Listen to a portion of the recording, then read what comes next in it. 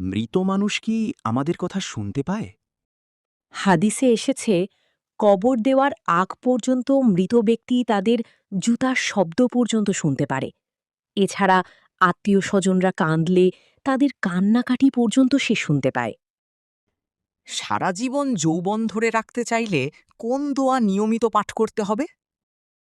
আল্লাহুম্মা ইন্নী আউযু বিকা মিন আরজালিল উমুরি। রাতে ঘুমানোর আগে ৩ বার পাঠ করে ঘুমাতে হবে নিয়মিত। ঘরের অভাব দূর না হওয়ার কারণ কি? ১. দান করে খোঁটা দেয়া। ২.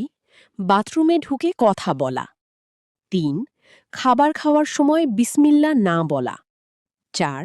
হাত পা না ধুয়ে খাবার খাওয়া। ৫. পুরুষ মানুষ উপুর হয়ে শুয়ে থাকে। ৬.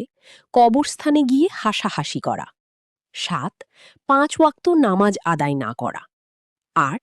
বাড়িতে কুরআন তেলাওয়াত না করা। বলতো, শয়তানের সবচেয়ে প্রিয় মানুষ কারা? ১. যে নারী মাথায় ওড়না ছাড়া থাকে। ২. যে অযথা অর্থ ব্যয় করে। ৩. যে নামাজে ইমামের আগে রুকু করে। ৪. যে অতিথি আসার পর মুখ ভ্যাংচায়। ৫. যে বিসমিল্লা না বলে খাওয়া শুরু করে। ৬. যে আজান শুনেও নামাজে না যায়। ৭. আর যে এর কথা শুনে অন্যকে জানায়। ইসলামে কোন ৮টি জিনিস যা পিতামাতার জন্য হারাম? ১. সন্তানের মুখে আঘাত করা। ২. সন্তানদের মধ্যে পক্ষপাত করা। ৩. জোর করে বিয়ে চাপিয়ে দেওয়া। ৪. অনুমতি ছাড়া বিয়ে দেওয়া। ৫. দ্বীনি শিক্ষা অবহেলা করা। ৬. অন্যের সন্তানের সাথে তুলনা করা। ৭. অলসতায় শিথিল থাকা। ৮. সন্তানের প্রতি অসম্মান দেখানো। এই ৩টি জায়গায় নিজের মূল্য কখনো কমাবেন না। আত্মসম্মান হল মানুষের সবচেয়ে বড় সম্পদ।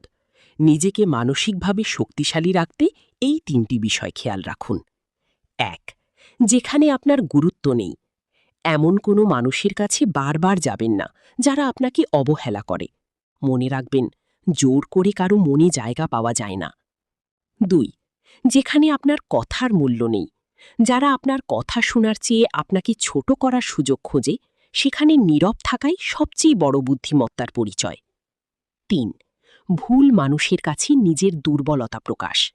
আপনার দুর্বলতা সবার কাছে শেয়ার করবেন না। সবাই আপনার হিতাকাঙ্ক্ষী নয়।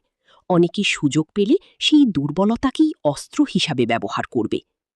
তুমি নিজেকে ছোট করো না, কেননা আল্লাহ তোমাকে সম্মানিত করেছেন। হজরত আলী রাদিয়াল্লাহু আনহু। আরও ইসলামিক পোস্ট পেতে পাশে থাকবেন। পোস্টটি শেয়ার করে অন্যদের জানান।